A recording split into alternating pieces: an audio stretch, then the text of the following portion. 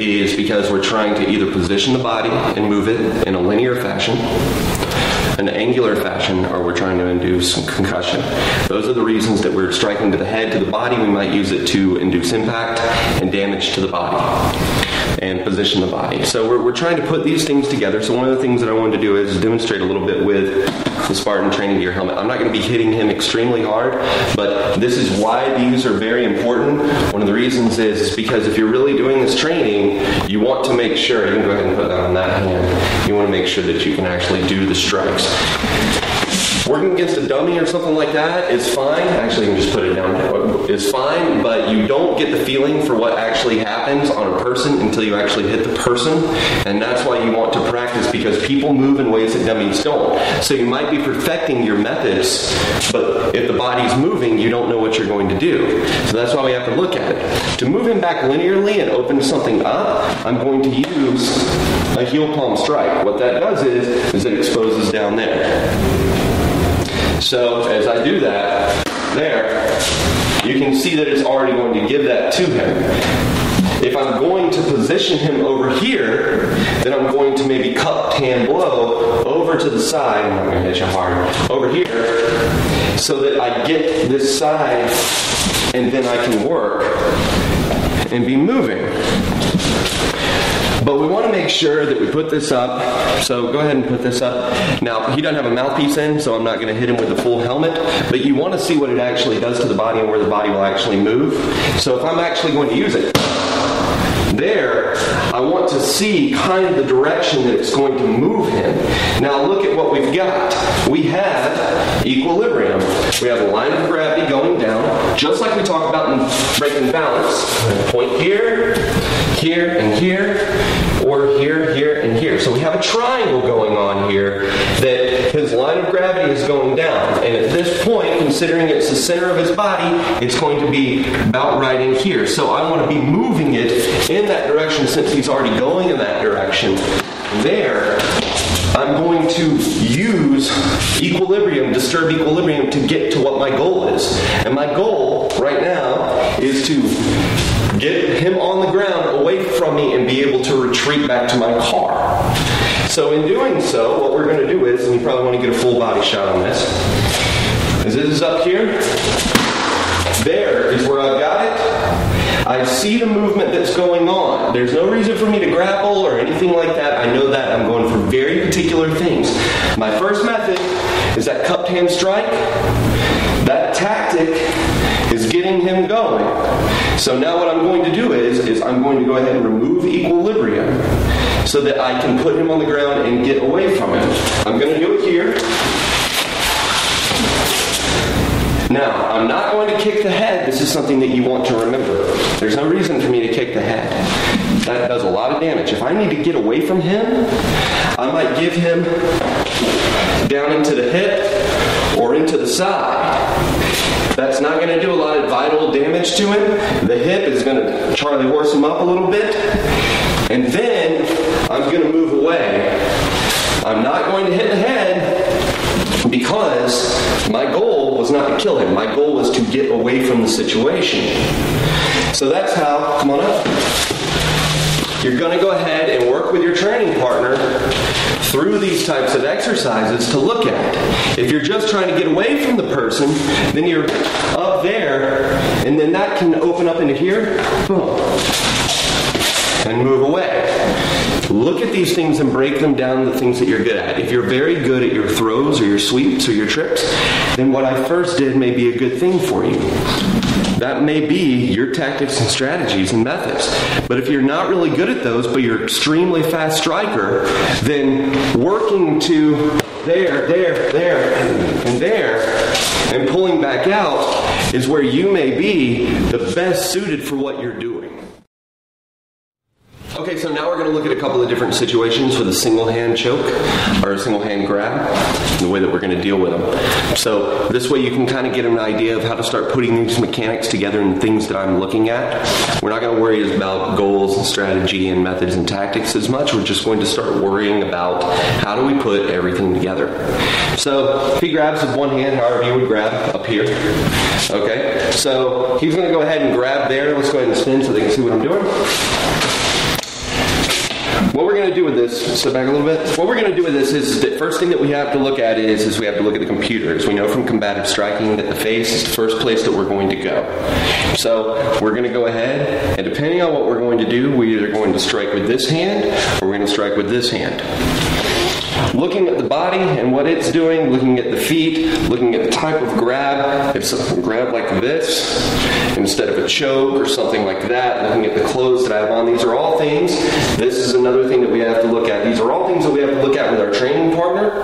So what we're going to do is we're going to go for one that's a takedown, and then we're going to go for one that's pain compliance. And that will kind of give us an idea of how we're going to work with this, which is a single hand grab. So understanding the difference between the two is what I'm going to do. So, and I'm trying to position ourselves here because he's going to go flying a little bit. What we're going to do, move forward a little bit. That's good. What we're going to do is we're going to use this side to actually strike into the face. So we're going to grab here. Go ahead and grab there with your training partner. Grab there. We're going to strike there. You can see that what I've done is that my body, as it's come over, I'm twisting this. Look at what it does to his equilibrium. It starts to bring him back. His center mass is getting outside of his load-bearing area. I'm also twisting him in that direction, which is forcing it, and my hand is going in that direction. That's where I'm going to move to. So I've disturbed the equilibrium, and I've done my takedown. So at that point, I'm going to move to my levers. Now, what I'm going to do is, depending on the situation, what's happening, as we know from the other videos that we did, I might drag him 2 or 3 feet to prevent his feet from moving. That might be, we're not going to do it yet, but that might be something that you do. The other thing that you may do is that right here, I already have a lever up with my leg, and that can give me access to things, to controlling him if I get into a little bit of a loop and I'm not sure what to do. I've brought him down to this point. If I don't know what I'm going to do or how I'm going to do it, then I might use that lever in order to control him. Once I have that, then I'm going to figure out what I'm going to do. That's up to you and what your goal is. Depending on the goal, it's depending on what you're going to do. If I'm having to work with a partner, it's going to be a little bit different. So come back up. We'll look at it one more time. Cheating on floors. And grab, he's got it there. So I might do 2 things. Strike there, grab here, and go up while rotating here. Or I might go ahead and just grab here and automatically do it. I want to make sure that I'm looking at my feet to go ahead and set this up. The one danger that we have here is if I miss this, I'm now wrapped up. So we don't want to do that. We want to make sure that we hit that thumb up into the eye or whatever it may be while we twist that backwards. Then we're going to move through and bring all of it at one time and bring it to there. Work on it with your training partner. You'll notice a couple of little intricacies. Come ahead, right there, here. When I'm bringing him over and I've crossed over, one of the things that I'm doing is I'm making sure that I'm getting up here. Spin this way. I'm making sure that I'm getting up here, dipped back. I don't want him to be able to stay straight up, which is why I have this part right here that I'm pushing along with that strike, going with both. Now you can see that I drop him straight down into this. This is my hold. Where am I going to go with it? I'm not sure. So that's when I make that decision. Good deal? Come on back up. You alright? Sorry about that one. Okay. Let's look at a little something different. Come back around. We're going to go this one. Go ahead and grab again. Now we've got this. Now this might be a situation where he's going to strike or whatever. So instead of going for the takedown, we're going to go for the pain compliance. Knowing how the lever works, knowing how the bone structure works, right in here, these are the things that we're going to look at. I've seen him, maybe his hand comes up, I don't know what's going on. This is the first place that I'm going to go repeatedly. Once that's there, it's going to drive his head off a little bit. It's going to give me access to this. I don't want to keep striking and striking and striking, because then we're going to end up in a strike match. I want to do enough damage and get that off to give me access to here. Then it's a matter of how do I want to do it. Once I figure that out, and that's what you train with your partner with, is that we're going to pain compliance. So pain compliance, unlike our throw, which requires equilibrium, this requires an understanding of the levers that are going on with the body and how we're going to use them. So, strike the eye, that brings that over. If my arm is in here, I'm going to bring my body up while my arm comes down. That's one lever from the lever series.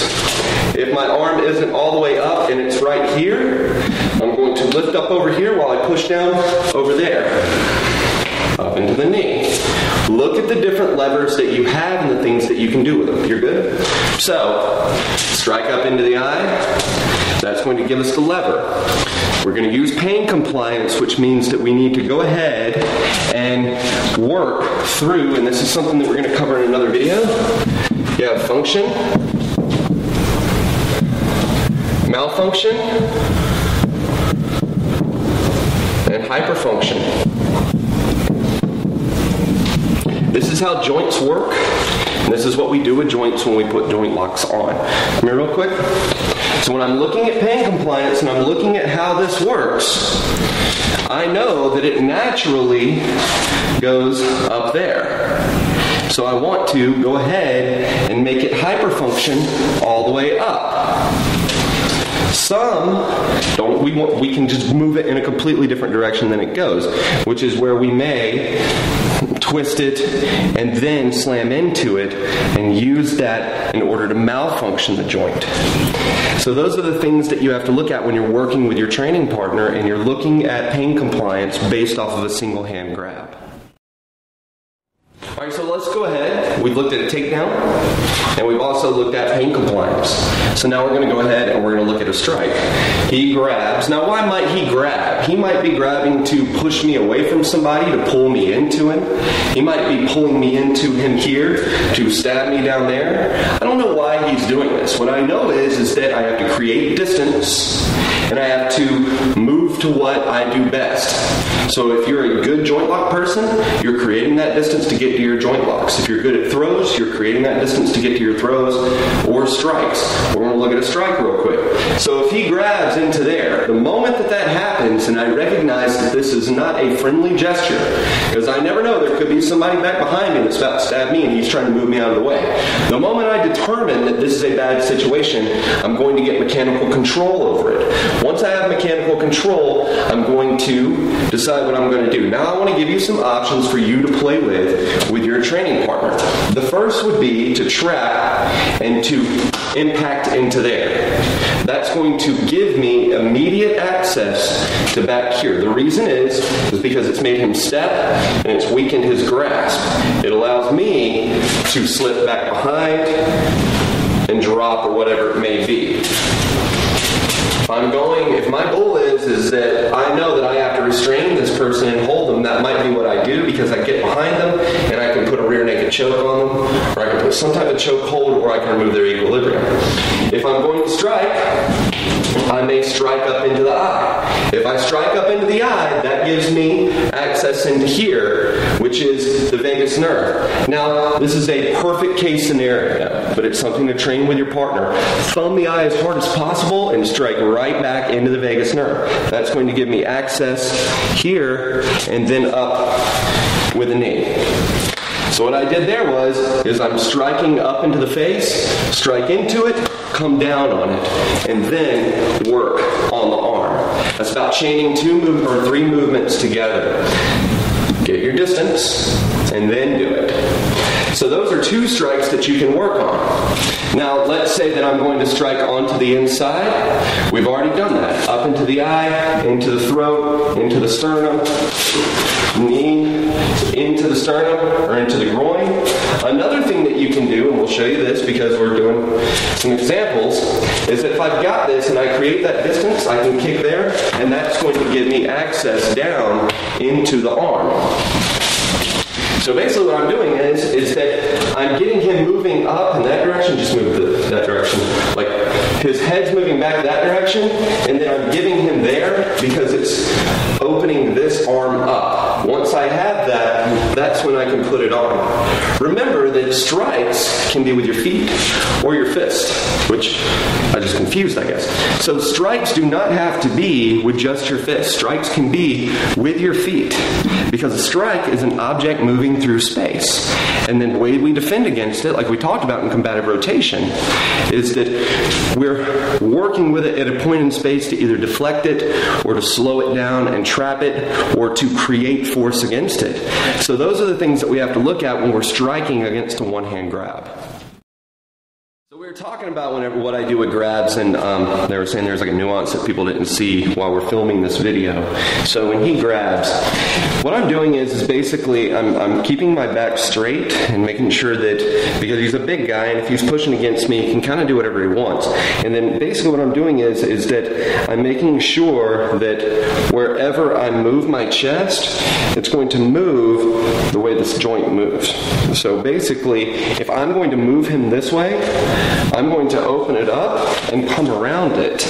Instead of just going this way, I'm going to open it up because you can see that it angles it. Then I'm coming around. If I'm going back in this direction, it's the same thing. I'm going to make sure that I'm coming up and around it with my chest. So what I'm going to do is if I grab here and I go ahead and strike up there, you can see that I've already twisted here when I've struck up into there. It's opened up his leg down here, so all I'm going to do is step back behind, continue rotating this, and pull his center mass outside of his load bearing area there, and bring him around slowly. Arash is never slow because he's a big guy. Basically what happens is that I've moved him to this point, and so I'm using this as a control point. And what this is a filler. These are not final things. I often see people when they're training, they'll start putting these on, and then they think they're actually controlling somebody. But this is a filler movement to figure out what I'm going to do next for my goal. So whatever my goal may be, whether it's to, tie the person up, to, render them unconscious, or to whatever it may be, this is a filler movement that I'm using in order to get to the next one. So what you want to do is you want to look at the lever and use it off your body and train with your training partner to be able to move it around and see where they're going. Now you can see that he's moving in that direction, which just gave me another one. And I can continue controlling it based off of the knee into the arm. It's a filler movement. It's not a fight stopper. So make sure that if you're using movements to levers, for example, come on up. If I am going to grab up here, whichever way you want, doesn't matter, you can grab with this one. Here, if I'm moving there, going down there, and then moving him based off of my arm, then basically, and you can see how much knee mobility actually matters in things like this. If you're going to chain your levers together, these are the types of things that you need to think about, because it's nothing but a filler movement. This does not stop the fight. You can still get up and move. I consistently use themes whenever I teach because they're the most important things that we can possibly do to reinforce questions. They're vague, but they're very specific in their answers. One of the things that we talk about is efficiency. Talking about, attention weighting and goals and strategies and all these different things, but if the student's not efficient, how do we know? These are the things that we can do to find out. We want to maximize our efficiency and minimize our inefficiency. Now, what I mean by that is pretty simple. We're maximizing the efficient things that they're doing, and we're minimizing the inefficient things. You have to be able to know the difference between the two. There's always questions in a student's performance and how they're performing and why are they performing that way. Because their performance is going to start to tell you if they're efficient or inefficient. And every stage of training, and every stage of the EPL, and every phase of the EPL, every stage of the DPT, whatever it may be, they're always going to give you some of these things right in here that's going to let you know what's going on. If they're losing consistently, if they're getting grabbed on a certain place every single time while they're doing a movement, especially if they have very wide movements that are inefficient, type of thing like that.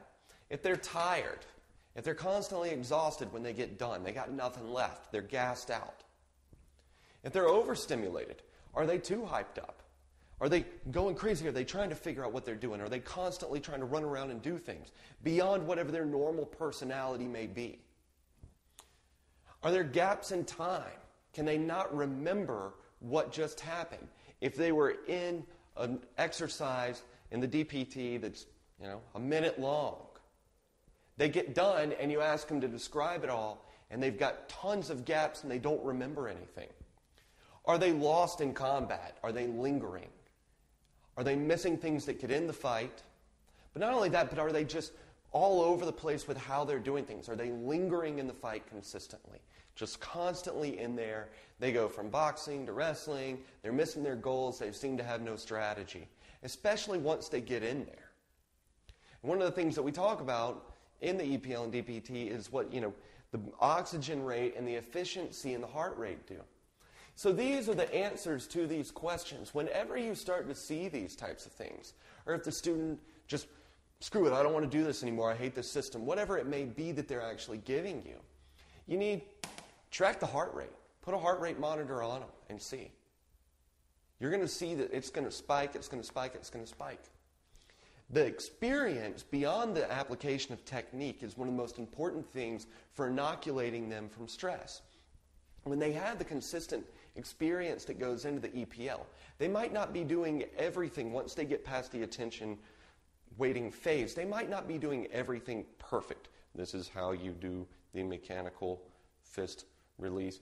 Things like that. They might not be doing it perfectly, but they're getting a ton of experience. And that experience is constantly working through the imprinting and differentiating. And that's what we want. We want that unitization. We want that unified vision of all of their experiences and what it's given them.